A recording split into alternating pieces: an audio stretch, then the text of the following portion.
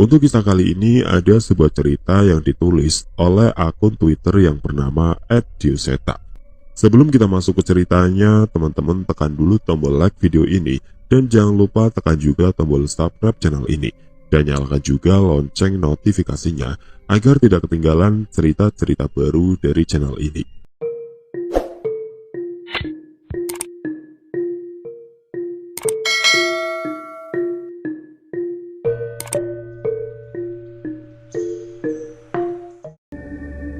Danan dan Cahyo akhirnya kembali setelah menemui Nyi Sendang Rangu. Mereka mendapati pendopo Nyai Kanjeng sudah seperti medan perang.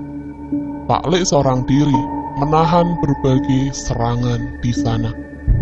Gimana ceritanya? Kita masuk ceritanya. Aku dan Cahyo melaju secepat mungkin ke arah pendopo, tempat persembunyian Nyai Kanjeng yang berada di pedalaman hutan. Mengerikan, tak seperti saat kami pertama kali ke tempat ini. Hampir dari seluruh penjuru hutan terlihat makhluk berbagai wujud melayang menuju arah pendopo. Cahyo, cepetan! Kalau lawannya makhluk sebanyak ini, Pak Lek pasti kewalahan. Ucapku yang terus memaksa Cahyo untuk melaju dengan cepat. Sebentar Tonan, sabar. Coba kamu lihat di depan itu, ada apa? Ucap Cahyo yang perlahan mulai menghentikan motornya. Benar kata Cahyo, di hadapan kami sudah berkumpul sejumlah pocong yang sepertinya berniat untuk menghalang kami. Di tempat ini tidak ada pemakaman. Hampir dapat dipastikan, pocong-pocong ini adalah kiriman seseorang. Mereka ini sebenarnya nggak ngerti atau pura-pura nggak ngerti sih. Memelihara satu pocong buat penglari saja hidupnya pasti nggak tenang. Gimana kalau sebanyak ini? Ucap Cahyo kesal. Mereka gelap mata, justru kalau ada kesempatan, tugas kita buat nyadarin mereka. Balasku. Aku dan Cahyo membaca ayat-ayat suci untuk menenangkan jasad-jasad yang terbungkus kain kafan yang berdiri di hadapan kami. Suara geraman dan tangisan terdengar dari penampakan-penampakan di hadapan kami. Entah itu suara tangisan atau suara amarah. Semua terdengar jadi satu hingga tidak dapat dibedakan. Saat perlahan demi perlahan sosok itu menghilang, aku dan Cahyo kembali menaiki motor Cahyo untuk melanjutkan perjalanan. Namun salah satu dari sosok pocong tadi terlihat berubah, menyerupai kakek-kakek dan menghampiri kami. Terima kasih nak, hati-hati sama mereka yang sudah mempunyai darah hitam. Mereka bukan lagi manusia. Ucap sosok kakek itu yang segera menghilang bersama dengan sosok lainnya setelah memperingatkan kami. Getih ireng. Apa mereka sudah tidak bisa kita anggap sebagai manusia lagi? Tanya Cahyo. Seperti gimana kemarin ya, aku nggak bisa mikir sekarang. Nanti kita tanyakan sama Pak Lek juga. Jawabku yang segera memberi isyarat ke Cahyo untuk terus melajukan Vespa tua miliknya. Seperti yang sudah kami duga, secara tak kasat mata, pendopo Nyai Kanjeng sudah berubah menjadi medan pertempuran. Pak Lek! Teriakku yang melihat Pak Lek sedang duduk bersila di hadapan pintu dengan menggenggam kerisnya. Saat mendekat aku merasakan hawa panas. Aku tahu ini adalah pelindung yang dipasang Pak Lek, yang hanya membakar makhluk yang mendekat dengan niat jahat. Sana, bantuin Pak Lek biar aku yang jaga raga kalian. Perintah Cahyo. Dengan segera aku mengambil posisi di sebelah raga Pak Lek, membentuk posisi yang sama, menggenggam keris raga sukmaku di dada, dan memisahkan sukma dari ragaku. Mengerikan, dalam wujud sukma terlihat dengan sangat jelas. Pak Lek seorang diri menahan berbagai macam serangan, siluman-siluman dari berbagai wujud. Tak hanya itu, terlihat beberapa wujud manusia melayang di sekitaran pendopo ini. Jangan bengong Danan, Pak Lek bisa ngurusin demit-demit ini. kamu urus yang di belakang rumah. Terlambat sedikit, semua yang di pendopo dalam bahaya, ucap Pak Le. Aku menoleh ke tempat yang diperintahkan oleh Pak Le. Di sana terlihat sosok makhluk wanita besar, berambut hitam panjang. Tapi sebenarnya aku tidak bisa membedakan apa itu rambut atau lendir. Sebagian tubuhnya seperti tenggelam di tanah, sementara tangan dan sebagian tubuhnya merangkak, berubah menembus pelindung yang dibuat oleh Pak Le.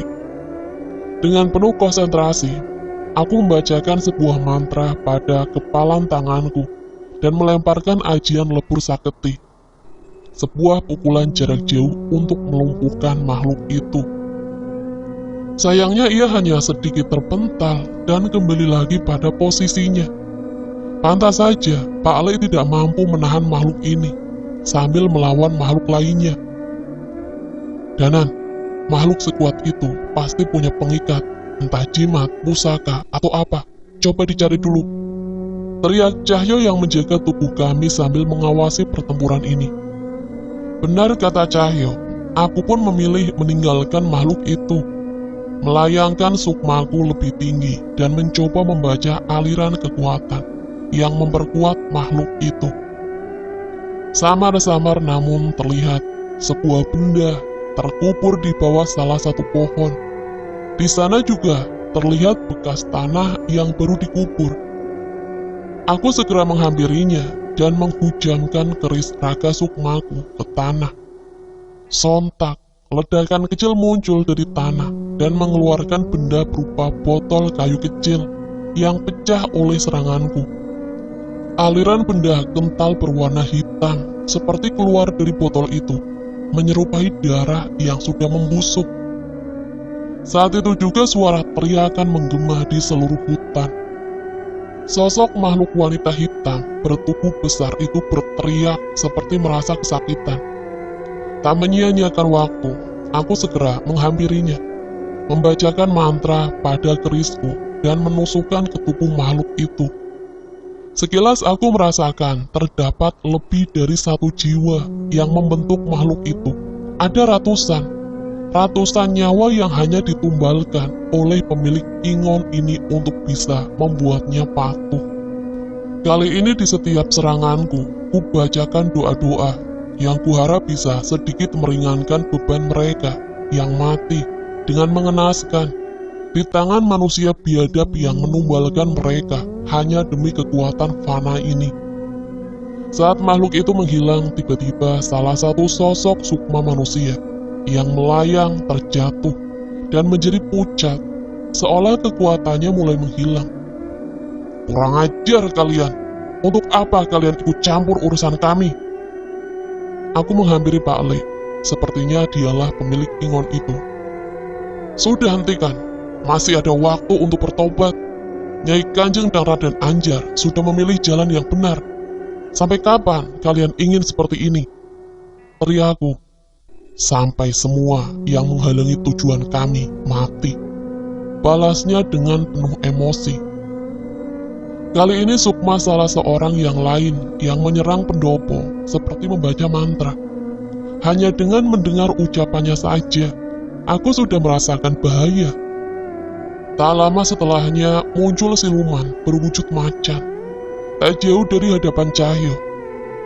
Hati-hati Cahyo, teriakku. Namun sepertinya kekhawatiranku sia-sia. Dalam sekejap sosok siluman macan itu segera terpental jauh ke arah pemanggilnya.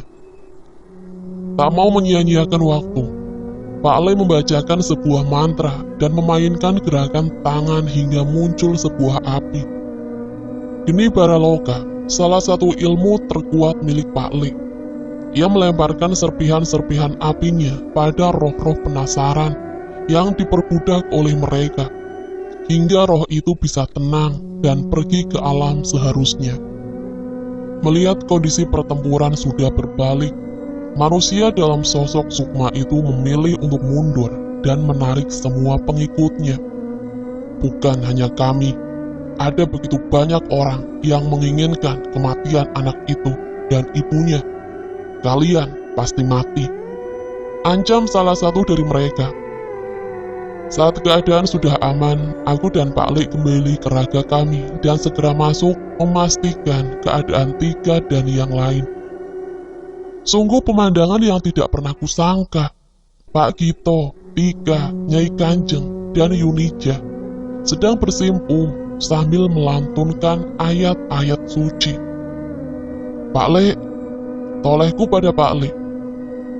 Tika yang mengajak, dia yang mengajarkan ibunya sedikit demi sedikit mendalami agama. Ucap Pak Lek. Aku sedikit tersenyum dan perlahan menghampiri mereka. Mas Ganan, Mas Cahyo, sambut Tika dengan wajah cerianya. Sepertinya walaupun dalam keadaan mencekam, Tika juga mendapatkan hal baik yang bisa membuatnya tersenyum seperti itu. Tebakanku, hal baik itu adalah kedua orang tuanya berada di sisinya. Kamu sudah mandi belum? Jangan-jangan dari pas Mas tinggal, kamu belum mandi. Goda Cahyo. Tika yang berlari menghampiri kami seketika berhenti dengan memasang raut muka cemberutnya yang lucu. Halah, jangan didengerin, Tik. Yang belum mandi itu Mas Cahyo. Alasannya lagi dalam keadaan darurat terus. Timpalku. Cahyo membalasnya dengan nyengir sambil sesekali mencium bau tubuhnya. Belum lama kami memasuki pendopo. Tiba-tiba terdengar suara menggelegar, seperti suara benda yang terjatuh. Sepertinya itu sebuah serangan yang terhalang oleh pelindung Pak Lek. Kita harus segera meninggalkan tempat ini. Sepertinya akan semakin banyak serangan. Ucapku. Pak Lek setuju, tapi kemana? Nyai Kanjeng ada tempat yang lebih aman. Tanya Pak Lek ke Nyai Kanjeng, namun ia hanya menggeleng. Selama ini tidak ada yang bisa menyerang keluarga Dharma Wiloyo sampai seperti ini. Jadi kami tidak pernah mempersiapkan untuk kejadian ini. Jawabnya. Kami berpikir cukup keras hingga tiba-tiba Cahyo menghampiriku. Nan, aku penasaran. Mes yang dulu kita datangi di desa Tanggul Mayit, sepertinya tidak ada yang berani masuk ke sana. Termasuk demi-demi suruhan dukun itu. Apa ada kekuatan yang melindunginya? Tanya Cahyo. Seketika aku teringat kejadian saat menolong Yanto dan teman-temannya. Setiap saat aku meninggalkan mes itu, tubuhku merasakan adanya perbedaan aliran kekuatan yang membuatnya terhuyung. Benar juga, Nyai Kanjeng, sebenarnya itu tempat apa? Tanya aku. Saya tidak tahu, tapi menurut adat turun-temurun dari Trah Dharma Wiloyo, tempat itu tidak boleh dimasuki. Tempat itu menjijikan, karena hanya digunakan untuk menyimpan calon tumbal. Jelas Nyai Kanjeng. Mendengar kata-kata itu aku sedikit kesal. Sebegitu rendahkah nyawa manusia di mata mereka, Trah Dharma Wiloyo? Lalu mengapa saat itu Nyai Kanjeng menyimpan jasad hidup anak Nyai Kanjeng di sana? Tanya aku. Saat itu, tumbal-tumbal yang disediakan memang untuknya, sehingga ia harus berada dekat dengan calon tumbalnya. Jawab Nyai Kanjeng. Cahyo pun merasa kesal mendengarnya. Itu pasti kata dukun itu kan? Tanya Cahyo memastikan, dan Nyai Kanjeng hanya mengangguk mengiyakan. Danan, kalau begitu, kita ke sana. Teriak Cahyo. Saat itu juga semua yang ada di pendopo setuju. Yunija yang tidak ada hubungan apa-apa dengan kejadian ini akan kami turunkan di rumah keluarganya yang tak jauh dari hutan ini. Pak Gito, aku, Tika, dan Nyai Kanjeng bersiap menggunakan mobil milik Nyai Kanjeng. Sementara Cahyo dan Pak Le sedang membersihkan jok Vespa tua Cahyo dan bersiap menaikinya. Pak Le kenal dengan Mas Jagat. Katanya sepupu Pak Le dan masih ada hubungan darah dengan kita. Tanya aku. Sementara Pak Gito sedang mempersiapkan mobilnya. Walah, Jagat, sudah lama nggak ketemu. Lah kalian ketemu di mana? Tanya Pak Le. Di rumah Raden Anjar. Saat ini nasib Raden Anjar tidak jauh dengan Nyai Kanjeng. Mas Jagat ku mintai tolong untuk melindungi Raden Anjar dan anaknya. Ucapku. Saat itu juga Cahyo menoleh seperti baru ingat sesuatu. Kalau begitu, Raden Anjar pasti juga diincar, Nan. Mungkin Nyai Kanjeng bisa mengirim utasan untuk mengajaknya ke mes, teriak Cahyo. Pak Lek menepuk pundak Cahyo dan menenangkan kami. Sudah, tidak usah minta tolong Nyai Kanjeng, biar Pak Lek saja. Ayo cepat kita berangkat. Jawab Pak Lek. Lah, Pak Lek juga bisa ngirim utasan gaib. Kok aku baru tahu? Tanya Cahyo. Utasan gaib gundulmu, tinggal telepon jagat aja kan bisa. Jangan bilang kelamaan di jagat segoro demit bikin kamu lupa teknologi zaman sekarang. Ucap Pak Le. Aku sedikit tertawa melihat Cahyo yang menggaruk-garuk kepalanya. Ya sudah Pak Le, kira-kira mereka ada kendaraan untuk kesana nggak ya? Tanyaku. Lah kalian nggak lihat pas kesana jagat naik apa? Tanya Pak Le. Kami berdua menggeleng. Helikopter, udah nggak usah dikhawatirkan, cepat jalan. Perintah Pak Le lagi. Helikopter? Serius Pak Le? Tanya aku. Iya, udah nggak usah musingin mereka. Saat itu Pak Gito memberi isyarat bahwa mobil sudah siap dan Nyai Kanjeng sudah masuk bersama 3. Kami segera memulai perjalanan menuju mes tempat yang dulu selalu kami harap tak pernah ada. Malam semakin larut, kami melaju kendaraan dengan cepat. Rupanya prediksi Cahyo benar, Pak Le juga diincar oleh orang-orang ini. Hal mengagetkan ku ketahui saat aku menanyakan kepada Nyai Kanjeng.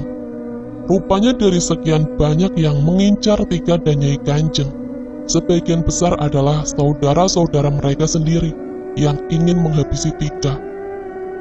Keberadaan Tika sebagai anak dari pemimpin Trah Darmo Wiloyo dianggap sebagai aib oleh saudara-saudara Nyai Kanjeng.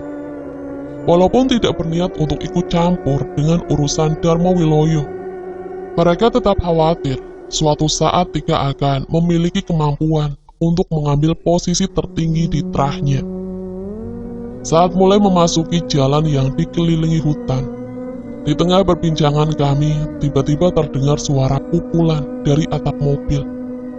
Awalnya kami menganggap sebagai suara benda jatuh biasa. Namun suara itu terus berulang, seperti sesuatu sedang berada di atas mobil ini. Mas Danan, itu apa? Tika takut. Aku menoleh ke belakang dan melihat wajah Tika yang pucat pasi di pelukan Nyai Kanjeng. Ia menatap ke jendela di sebelahnya, dan terlihat dengan jelas sesuatu yang membuatnya sampai ketakutan seperti itu. Itu adalah rambut hitam panjang, menjuntai, yang diikuti dengan wujud kepala seorang nenek tua yang menatap ke arah Tika dari atap mobil. Aku bersiap membacakan doa untuk mengusirnya. Namun kali ini gantian, Pak Gito yang terlihat kaget, hingga mobil yang kami tumpangi hampir keluar jalur. Mas, setan! Ucap Pak Gito yang terlihat menjauhi jendela di sampingnya. Rupanya niat mereka membunuh Tika tidak main-main, hingga mengirimkan makhluk ini untuk mengejar kami. Aku membacakan ajian Muksa Pangrekso untuk menghindari niat jahat dari makhluk-makhluk itu. Namun sepertinya itu tidak cukup. Aku harus keluar untuk menghadapi mereka. Tapi ini bukan seperti di film-film action, di mana aku bisa bertarung di atas mobil tanpa terjatuh. Bisa-bisa bukannya beradu dengan demit, dan malah wajahku yang beradu dengan aspal. Di tengah kebingunganku, aku melihat Pak Le sedang mengikatkan sarung Cahyo ke tubuhnya, dan Cahyo seolah menjaga agar tubuhnya tidak terjatuh. Aku seperti membaca niat Pak Le, dan segera menarik keris Rogo Sukmo dari tubuhku. Mas Danan mau ngapain? Tanya Pak Gito. Tolong jaga tubuh saya ya Pak. Ucapku yang segera memisahkan sukmaku dari raga. Dengan menggenggam wujud gaib keris Rogo Sukmo. Dengan tubuh sukma, aku dan Pak Le bisa bertarung dengan makhluk-makhluk kiriman itu tanpa takut terjatuh. Dari atas mobil aku melihat sosok nenek dengan leher panjang yang menakuti Tika tadi, berusaha memasuki mobil. Namun sesuatu seperti menghalanginya. Saat itu juga aku menusuk roh itu dengan keris Rogo Sukmo, hingga asap hitam keluar perlahan dari tubuhnya. Sayangnya dari sisi jendela Pak Gito, makhluk serupa berbalik menyerangku dan menyeburkan asap hitam yang membuatku hampir tidak bisa melihat keadaan sekitar. Tanpa penglihatan yang jelas, tiba-tiba sebuah luka gigitan tersemat di pundakku. Wujud sukmaku tidak mengeluarkan darah, namun rasa sakit juga dirasakan oleh tubuhku. Aku mencari keberadaan makhluk-makhluk itu di tengah kepungan asap hitam, namun tidak menemukannya, sampai sebuah mantra terdengar menggema di sekitarku. Itu adalah suara Pak Le. Seketika asap itu menghilang, dan keberadaan kedua nenek itu kembali terlihat. Danan, segera habisi kedua makhluk itu. Mereka cuma membawa teluh, biar Pak Le fokus mencari apa yang mereka bawa. Perintah Pak Le. Aku setuju dengan Pak Le. Mereka bukan makhluk yang sulit dihadapi. Namun sesuatu yang mereka kirimkan mungkin bisa mempengaruhi Pak Gito atau kendaraan ini hingga mencelakai kami semua. Dengan segera aku membacakan doa untuk menenangkan kedua makhluk itu. Namun ternyata kekuatan hitam mengikat kedua makhluk ini yang membuat mereka patuh oleh mereka yang mengirimnya. Pak Le masuk ke dalam mobil dan mengeluarkan benda kecil yang terbungkus kain kafan, seperti berisi tanah kuburan dan terikat jerami. Entah ada apa lagi yang berada di dalamnya. Yang pasti aku merasakan kekuatan hitam pekat dari benda itu. Kedua makhluk tadi menjadi beringas ketika mengetahui teluh yang ia bawa telah diambil oleh Pak Le dan mulai mengejar Pak Le. Tanpa pikir panjang, aku membacakan doa ke arah keris rogo sukmoku dan menghujamkannya ke arah kedua makhluk itu. Dan makhluk itu pun menghilang di kegelapan, bersama dengan melajunya mobil yang dikendarai Pak Gito. Terlihat juga Pak Le sudah membakar benda yang menjadi perantara teluh itu, dan segera memerintahkanku ke dalam mobil. Mobil kami melaju semakin cepat hingga melalui halte proyek perusahaan milik Nyai Kanjeng. Tepat sebelum memasuki jalur hutan, tiba-tiba kendaraan kami dihadang oleh beberapa orang berpakaian lusuh yang dipimpin oleh seorang pria berpakaian Jawa, lengkap dengan sarung dan keris yang terikat di pinggangnya. Siapa mereka, Nyai Kanjeng? Tanyaku pada Nyai Kanjeng. Raden Sarwo Kusumo, anak tertua dari almarhum Pak Di saya, jawabnya dengan gemetar. Dari reaksi Nyai Kanjeng, aku bisa menebak bahwa mereka tidak di pihak kami. Saat itu kami turun dari mobil, sementara Nyai Kanjeng menyembunyikan Tika di belakangnya. Nyai Kanjeng, saya masih menghormatimu sebagai saudara. Habisi anak haram itu sekarang, dan kalian akan kubiarkan hidup, ucapnya. Jelas orang itu bukan orang biasa. Nyai Kanjeng yang pernah memangku posisi pemimpin terus saja sampai gemetar melihat orang itu. Bagaimana kalau dibalik? Kau bunuh saya saja dan biarkan Tika hidup tenang dengan ayahnya, ucap Nyai Kanjeng yang dibalas dengan genggaman erat Tika di bajunya. Jangan bodoh, kamu pun sudah tua. Darah Darmo Wiloyo yang sudah mengalir di tubuh bocah itu tidak akan hilang sampai ia mati. Aku hanya menanyakan satu kali, nyawamu dipertaruhkan di sini, ucapnya.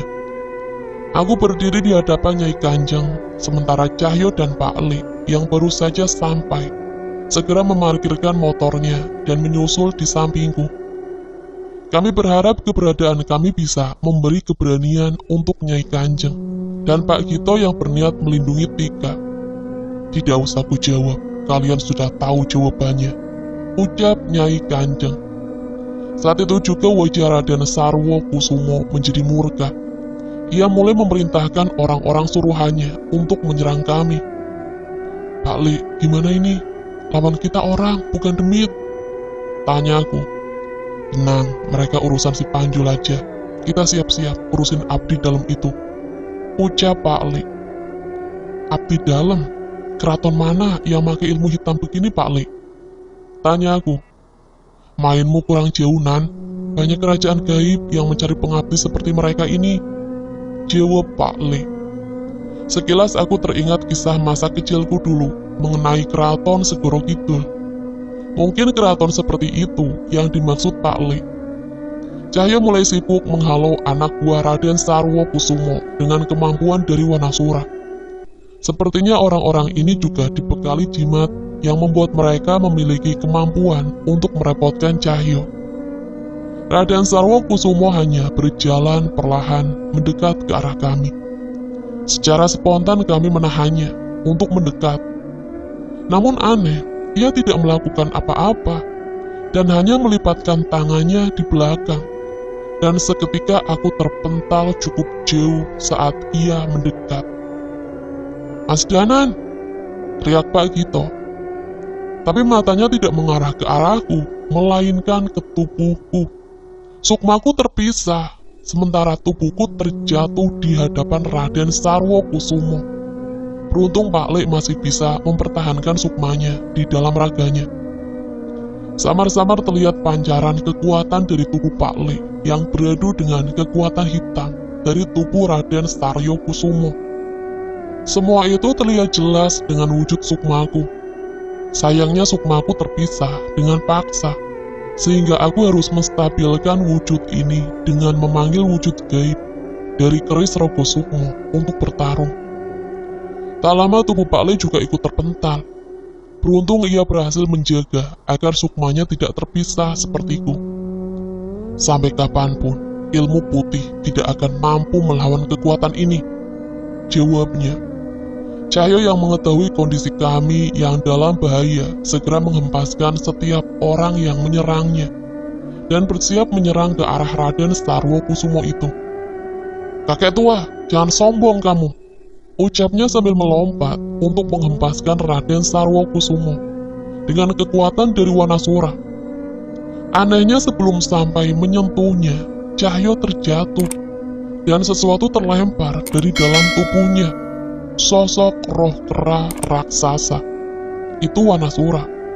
Wanasura terpisah dari tubuh Cahyo. "Cahyo, roh Wanasura!" Aku mencoba memperingatkan Cahyo yang masih mengumpulkan kesadaran. Mendengar teriakanku seketika Cahyo panik. Wanasura tidak memiliki tubuh fisik. Akan sangat berbahaya bila terpisah dari tubuh Cahyo di alam manusia. Sukmaku menghampiri Wanasura dan menuntunnya kembali ke Cahyo yang berlari ke arahnya. Setelah membantu menyatukannya kembali ke tubuh Cahyo, aku segera mendekat ke tubuhku. Namun kekuatan besar dari Raden Sarwo Kusumo menahanku untuk menyatu lagi. "Habisi mereka, sukma mereka akan menambah kekuatan kalian," ucap Raden Sarwo Kusumo pada sosok yang seketika muncul dari kegelapan hutan di belakangnya. Bayangan hitam muncul dari belakang Raden Kusumo. Wujudnya semakin jelas, berwujud seperti manusia yang tingginya lebih 2 kali manusia biasa, dengan kepala kuda dan berbagai perhiasan yang biasa dikenakan oleh prajurit zaman dulu. "Hati-hati Pak Le, makhluk itu ingon peliharaannya, Ki Jaran Rundra," peringat Nyai Kanjeng. Makhluk itu sudah memakan ratusan sukma, bahkan semenjak belum menjadi ingon Raden Sarwo Kusumo. Mendengar ucapan Nyai Kanjeng, aku sedikit panik. Terlihat juga Cahyo setengah mati menahan roh Wanasura untuk tetap di tubuhnya. Sayangnya yang kutakutkan terjadi. Sukmaku yang paling lemah menjadi incaran Ki Jaran Rundra yang segera menerjang ke arahku. Makhluk itu menggenggam senjata berupa cambuk layaknya pemain jatilan yang menunjukkan aksinya. Beruntung aku berhasil menarik keris Rogo Sukmoku dan menahan serangan cambuknya. Namun tubuhnya yang besar membuatku sulit menghindarinya. Perlahan aku merasa sosok sukmaku mulai melemah dan segera sadar bahwa ini adalah pengaruh dari pusaka berwujud kuningan dengan batu merah darah yang dikalungkan di leher ingon ini. Cahyo yang menyadari keadaan ini mencoba menolongku, namun Raden Sarwo Kusumo menatapnya dan mementalkan lagi roh Wanasura. Cahyo setengah mati mempertahankan temannya itu. Pak Le mencoba menyerang pria di hadapannya itu untuk melindungi Cahyo, namun naas. Kali ini tubuhnya tidak mampu bertahan hingga sukmanya juga ikut terlepas. Ki Jaran Rundra juga menyadari kemunculan sukma Pak Le dan bersiap untuk menghabisinya juga. Entah, tak ada lagi yang bisa kulakukan. Kuku-kuku hitam tajam Ki Jaran Rundra terlihat mendekat ke arah sukmaku, yang hampir tidak mampu bergerak seperti bersiap mengoyak dan memakanku. Namun tepat sebelum kuku-kuku itu menyentuhku, aku melihat sebuah keris melayang melewatiku dan menancap tepat di pusaka Ki Jaran Rundra. Aku ingat keris itu pusaka Dharma Wijaya yang diserahkan Raden Anjar pada Dirga. Aku menoleh ke belakang. Sebuah mobil pick-up datang menghampiri kami dan mengarah ke arah Raden Sarwokusumo hingga ia mundur dari posisinya. Tak menyia-nyiakan kesempatan, aku dan Pak Le segera kembali ke raga kami dan memastikan Wanasura sudah kembali menyatu dengan Cahyo. "Bimo, Danan, semuanya naik!" teriak Mas Jagat yang berada di posisi sopir bersama Raden Anjar dan Ajeng di sebelahnya. Sementara Dirga di bak belakang segera menarik kembali keris pusakanya kembali ke tangannya. Gila, apa ini kemampuan keris itu? Ia bisa diterbangkan dan kembali kapanpun sesuai perintah pemiliknya. Kami semua menaiki mobil pick-up yang dibawa Mas Jagat dan memastikan tidak ada yang tertinggal. Raden Sarwokusumo yang mengetahui rencana kami bersiap berlari mendekat. Namun sebuah kekuatan muncul dari tatapan Raden Anjar di dalam mobil yang membuat Raden Sarwokusumo tak mampu menggunakan kekuatannya. Selama beberapa saat, kami pun berhasil melarikan diri ke dalam jalur hutan.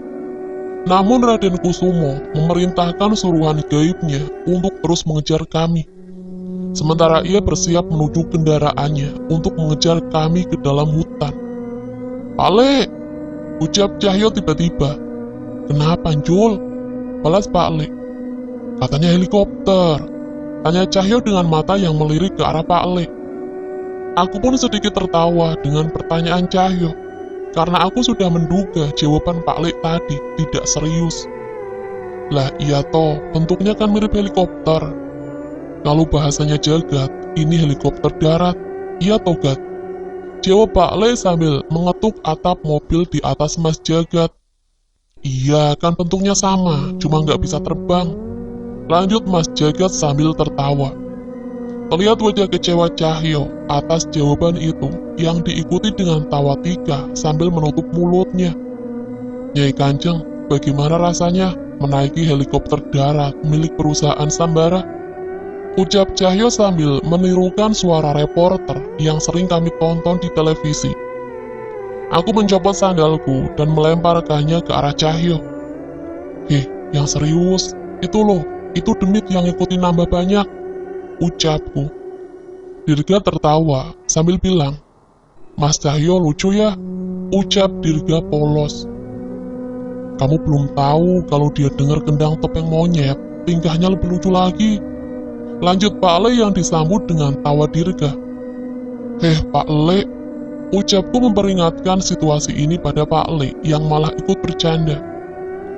Saat itu kami mengatur posisi di mana Nyai Kanjeng, Tika, dan Pak Gito berada di pojok, sementara aku, Cahyo, Dirga, dan Pak Le mengelilinginya untuk menghalau serangan dari berbagai arah. "Awas mas!" teriak Dirga sembari melemparkan kerisnya ke arah sesosok bola api yang melayang ke arah Tika. Sayangnya kerisnya meleset. Sepertinya Dirga masih belajar untuk mengendalikan kekuatannya. Setidaknya serangannya memberikan kesempatan Pak Le untuk membaca amalan api dan mengadunya dengan Banaspati itu. Gila, untuk anak kecil saja mereka sampai mengirim Banaspati, ucap Pak Le. Sayangnya tidak cukup sampai di situ. Beberapa bola api mendekati kami lagi dari belakang. "Nyai Kanjeng, Raden Sarwokusumo itu bisa ngirim berapa Banaspati sih?" tanya Cahyo kesal. Nyai Kanjeng menggeleng. "Banaspati itu bukan kiriman Raden Sarwokusumo," ucap Nyai Kanjeng. Aku heran dan segera menoleh ke arah Nyai Kanjeng. Namun Mas Jagat sedikit mengeluarkan kepalanya dari jendela dan berteriak ke arahku. "Memangnya kalian saja yang bawa musuh, kami juga bawa," ucapnya dengan nada seolah ini adalah hal biasa. Banaspati itu perbuatan Trah Brotowongso yang menyerang kami di rumah Raden Anjar, Mas. Jelas Dirga. Selain itu, masih ada yang lain juga nanti. Jauh masuk ke arah desa, tiba-tiba tepat saat melewati persimpangan lahan perusahaan, kami dihadang oleh beberapa orang berpakaian serba hitam, layaknya dukun kawakan bersama orang suruhan dan sepeda motor yang terparkir. "Berhenti!" teriak mereka dengan berdiri di satu-satunya jalur yang bisa dilalui mobil ini. Gila, bahkan mereka sampai sudah bersiap menghadang kami di dalam hutan ini, ucapku. Cahyo menggedor atap mobil sambil memberi isyarat Mas Jagat. "Gas aja Mas, biar tak urus." Dengan kekuatan Wanasura di kakinya, Cahyo melompat tepat di hadapan mobil dan menyingkirkan dukun itu dengan hempasan sarungnya yang diayunkan dengan tenaga Wanasura. Setelahnya ia berlari dengan kecepatan yang mampu menyaingi mobil itu dan kembali ke bak belakang. Aku memberi isyarat berupa tanda jempol untuk memberitahukannya bahwa aksinya keren. Sayangnya tak jauh setelahnya sudah ada lagi yang bersiap menghadang kami di depan. Orang-orang dengan pakaian yang sama, namun sudah bersiap dengan berbagai jenis lelembut yang sudah berlompatan di atas pohon. Sementara di belakang orang-orang tadi sudah mengejar kami dengan motor yang terparkir tadi. "Kita kemana, Danan?" teriak Mas Jagat. Aku mencoba berpikir mencari cara untuk kabur, namun tidak ada jalan lain. "Kita hadapi saja gimana?" ucap Cahyo. "Terlalu banyak, belum lagi di belakangnya ada Raden Sarwokusumo," ucap Pak Le.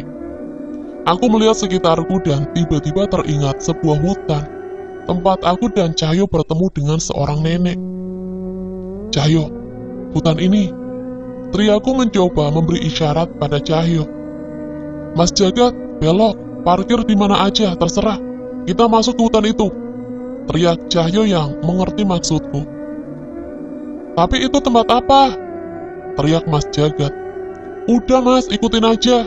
Mungkin di sana ada kesempatan kita untuk selamat," jawabku. Sesuai perintah Cahyo, Mas Jagat meninggalkan mobilnya di antara sela-sela pohon dan kami berlari menuju sebuah hutan di mana terdapat bangunan kayu tua misterius. "Lari, tapi jangan terlalu dekat ke bangunan kayu itu," perintahku. Cahyo berlari sambil menatap sekitar, mencari keberadaan nenek yang dulu sempat bertemu dengan kami. Dan beruntung, seperti sudah mengetahui kedatangan kami, nenek itu menanti kami di salah satu persimpangan pohon yang penuh dengan semak. "Kesini," ucapnya sambil membawa kami ke salah satu tempat yang dipenuhi semak yang tinggi. Kami mengikutinya yang masih berjalan dengan terpincang-pincang, hingga sampai ke sebuah gubuk yang dibuat dengan sisa-sisa kayu bangunan perusahaan yang dulu pernah ada di tempat ini. "Mbah, maaf mbah, kami kesini lagi," ucapku pada nenek itu. "Sudah, tidak apa-apa, yang penting kalian selamat," ucapnya sambil menatap orang-orang yang bersama denganku. "Mereka ini," tanyanya bingung. Saya bingung, Pak Le mereka, ini Jagat dan Dirga. "Kebetulan kami berusaha melindungi orang-orang ini, Mbah," ucap Pak Le dengan sopan. Nenek itu mengangguk dengan gemetar. Sepertinya tenaganya sudah semakin termakan umur. Ia melihat ke arah Nyai Kanjeng dan Raden Anjar, lalu masuk sebentar ke arah gubuknya, dan keluar dengan membawa sebuah perhiasan. "Ini punyamu kan? Kamu yang meninggalkannya di mulut hutan ini," ucapnya pada Nyai Kanjeng. "Benar, Mbah," ucap Nyai Kanjeng dengan wajah yang sedikit tertunduk. "Berarti kamu, Danastri, dan kamu, Anjar," ucap nenek itu.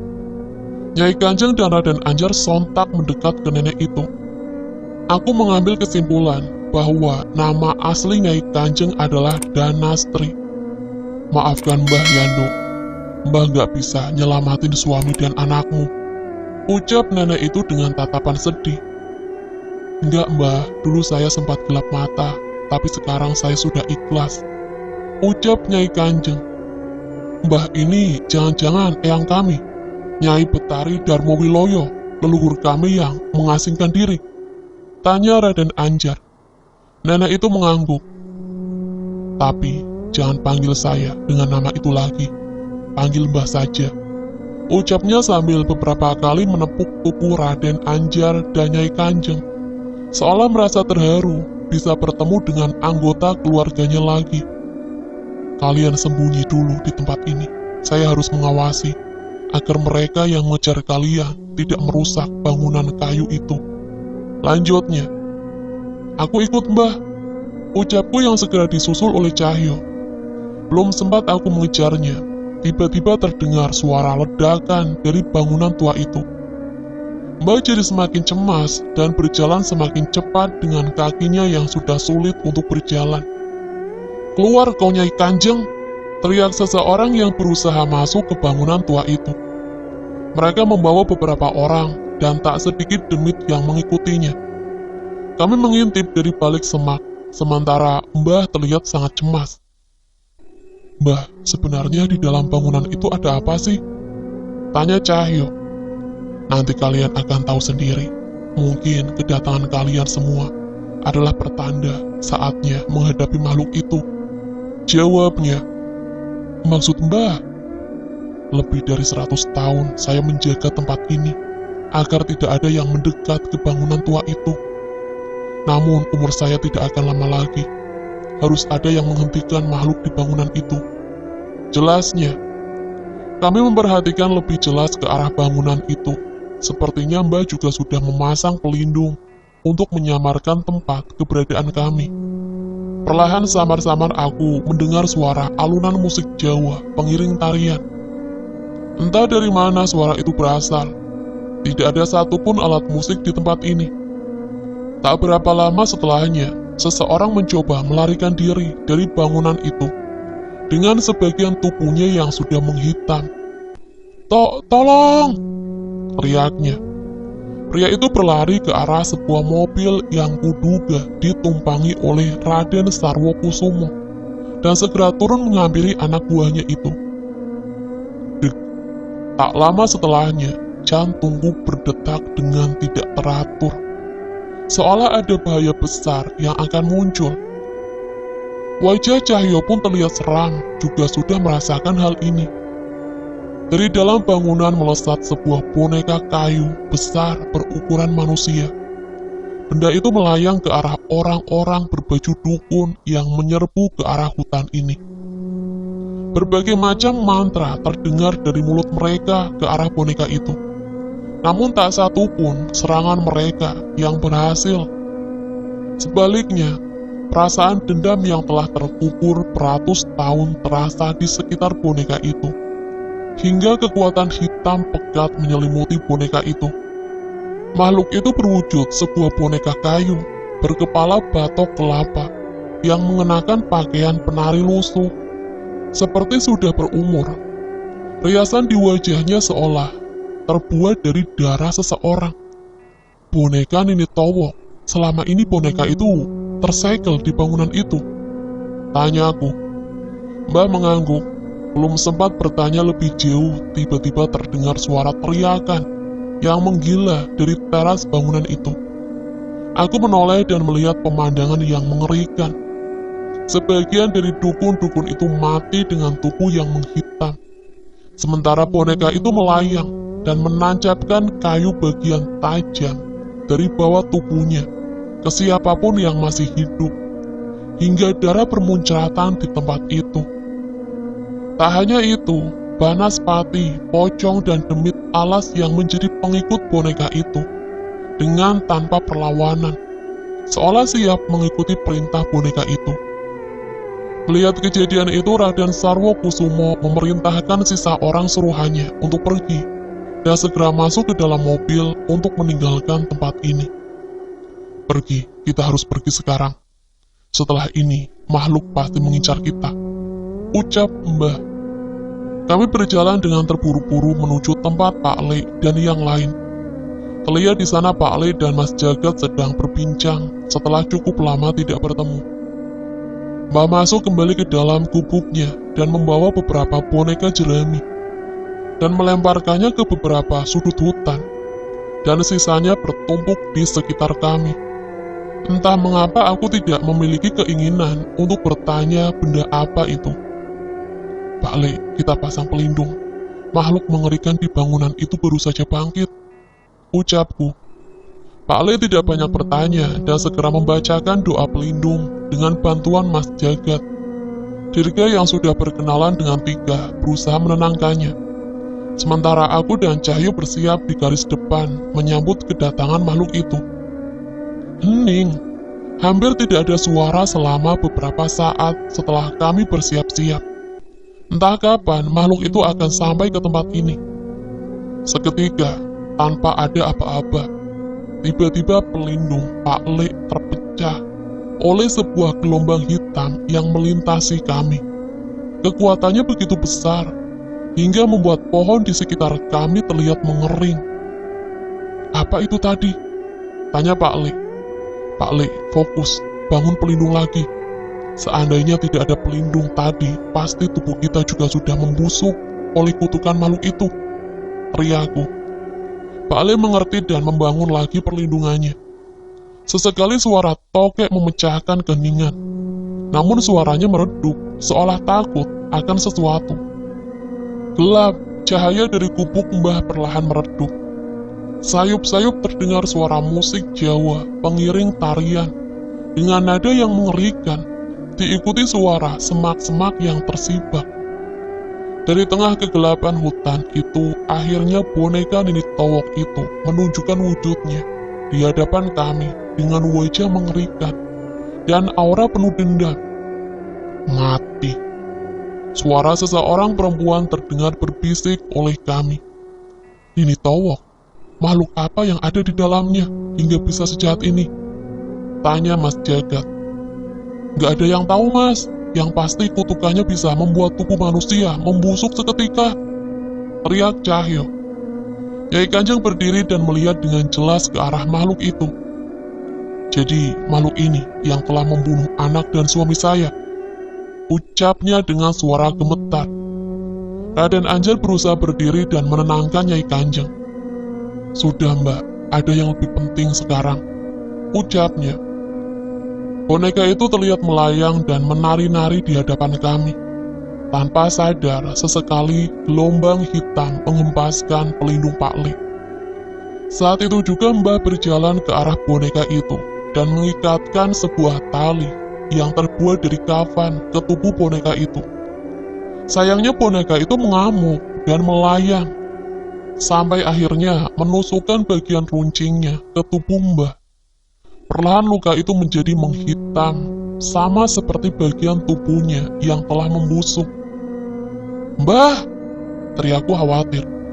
Namun tak lama setelahnya, luka Mbah menutup kembali, dan salah satu boneka jerami yang tertumpuk berubah menghitam, seperti menggantikan lukanya. Sudah Mbah, jangan nekat! Teriakku, namun sepertinya tidak didengarkan. Cahyo, jemput Mbah itu. Jagat, coba buat pelindung bersama Cahyo.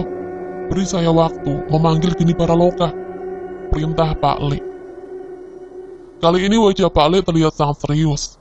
Ia berkali-kali memutarkan tangannya dengan membaca mantra, sambil menggenggam keris sukma geninya. Sebuah api putih tercipta dan perlahan membesar dan terus membesar. Ia melemparkan Geni Baraloka ke boneka itu hingga terbakar. Namun dengan cepat api Pak Le termakan oleh kekuatan dendam yang memancar dari tubuh boneka itu. Cahyo dengan sigap membawa nenek kembali ke dekat kami. Sementara Pak Le kembali membesarkan Geni Baraloka. Kini api itu bukan untuk menyerang boneka itu, melainkan untuk membakar kami semua. Hangatnya api itu harusnya bisa melindungi kami dari serangan makhluk itu. Tapi entah sampai kapan, dendam makhluk itu semakin besar setiap melihat manusia. Api apa ini? Hangat. luka kutukanku pulih sepenuhnya, ucap Mbah. Ini geni paraloka milik Pak Le, dia bisa memulihkan kutukan dan menenangkan roh. Benar gitu kan Mas Danan? Ucap Mas Jagat. Aku mengangguk. Rupanya ilmu Pak Le juga sudah diketahui Mas Jagat. Sama-sama dari cahaya api kami melihat sosok anak perempuan yang merasuki boneka Nini Towok itu. Wajahnya penuh dengan dendam dan seolah ingin membunuh siapapun yang dilihatnya. Merespon geni paraloka Pak Le, makhluk itu menerjang ke arah kami dengan diselimuti kekuatan hitam.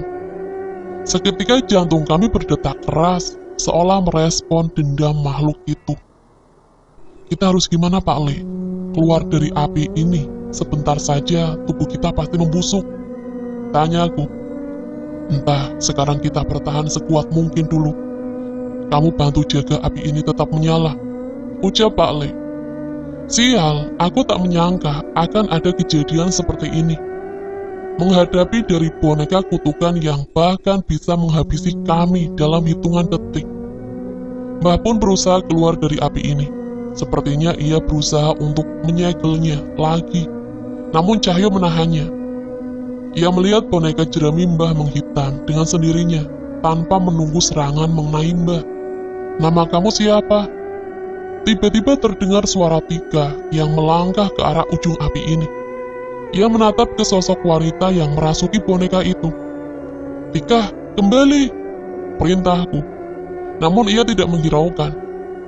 Perempuan itu menangis, ucap Aceng yang menyusul Tika sambil menoleh ke arah kami. Melihat kedua anak perempuan itu, sosok perempuan yang merasuki boneka itu mendadak berubah. Ia mengangkat wajahnya dan menatap Tika dan Aceng. Sudah Yati, saatnya kamu tenang, ucap Mbah yang kembali mencoba mendekatinya. Nama kamu Yati? Tanya Tika yang nekat mendekat. Tika, jangan! Nyai Kanjeng terlihat khawatir dan mengejarnya, namun Pak Gito menahannya. Yang kami takutkan terjadi, boneka itu melesat dengan cepat ke arah Tika, menatapnya dengan penuh amarah. Ia tidak mempedulikan niat baik Tika, dan sebaliknya, ia bersiap menyerangnya. Ah, tidak ada pilihan lain. Kita harus coba ini. Cahyo, jaga mereka, perintahku. Aku segera mengambil posisi menjauh dari yang lain dengan menggenggam keris Rogo Sukmo di hadapan dadaku. Aku mengingat wujud Nyi Sendang Rangu yang kutemui sebelumnya. Entah apakah akan berhasil, namun hanya ini cara yang bisa kupikirkan. Sebuah mantra leluhur kubacakan dengan keris Rogo Sukmo di genggamanku. Danan, siapa yang kamu panggil? Teriak Pak Le yang sadar tidak ada leluhur kami yang masih gentayangan di alam ini. Aku tidak mempedulikannya dan terus melanjutkan mantraku. Rintik-rintik hujan mulai turun, mulai deras dan semakin deras. Aku merasakan mantra ini berhasil. Namun, bukan suara tertawa tergagah Eyang Widarpa yang terdengar, ataupun langkah tegap Daryana yang mendekat, melainkan bayangan yang bening dan jernih, terbentuk dari derasnya hujan yang mengguyur kami. Perlahan sosok itu mulai muncul di hadapan kami. Sosok wanita cantik bak bidadari yang segera mendekat ke arah Tika. Nyi Sendang Rangu, dia benar-benar datang, teriak Cahyo tenang. Tetesan air yang jatuh dari langit perlahan memadamkan api Pak Le. Padahal selama ini, bahkan di dalam air pun, api Pak Le masih menyala. Gelombang energi hitam yang dikeluarkan oleh boneka Nini Towok itu tidak lagi membunuh kami yang basah oleh air yang jatuh bersamaan dengan keberadaan Nyi Sendang Rangu ini. Jadi, dia yang bernama Nyi Sendang Rangu. Tanya Nyai Kanjeng yang menghampiriku. Raden Anjar juga mendekat ke arahku dan memperhatikan sosok itu. Nyi, ternyata Nyi Sendang Rangu benar-benar datang, ucapku. Tenang Danan, saya pasti memenuhi janji saya. Sama seperti kamu yang menepati janjimu, dengan hanya memanggilku saat anak ini dalam bahaya, ucapnya. Kali ini sosok boneka Nini Towok itu terlihat gentar. Ia melayang mundur. Tak satu pun kutukannya bisa bekerja di bawah hujan Nyi Sendang Rangu. Boneka itu melayang mundur. Namun tiba-tiba Nyi Sendang Rangu sudah berada di belakangnya. "Wujud ini tidak pantas untukmu," ucap Nyi Sendang Rangu yang menggenggam kepala boneka itu dan menghancurkannya berkeping-keping. Sosok di hadapan kami berdiri dengan jelas roh wanita yang mungkin bernama Yati itu. Wajahnya penuh amarah dan dendam. Saat menatapnya, wajah Nyi Sendang Rangu berubah menghitam dan semakin menyeramkan. Sepertinya wujud Nyi Sendang Rangu mengikuti wujud hati makhluk yang berhadapan dengan dia, ucap Cahyo. Pantas saja pas kemarin menghadapi Darminto, ia berubah menjadi menyeramkan. Balasku, "Pergi, jangan ikut campur urusanku," ucap roh wanita bernama Yati itu.